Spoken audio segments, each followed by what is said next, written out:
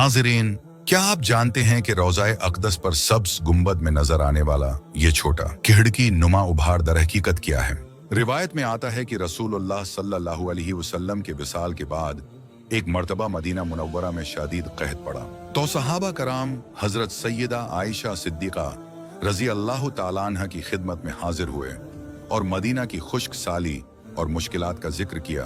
तो आपने फरमाया, रसूलुल्लाह सल्लल्लाहु अलैहि वसल्लम की कब्र मुबारक और आसमान के दरमियान रोज़ाए अक़दस की जो छत हायल है उसमें एक सुराख कर दो। चुनांचा सहाबा कराम ने खजूर की शाखों से बनी हुई उस वक्त की छत में एक रोशनदान सा बना दिया।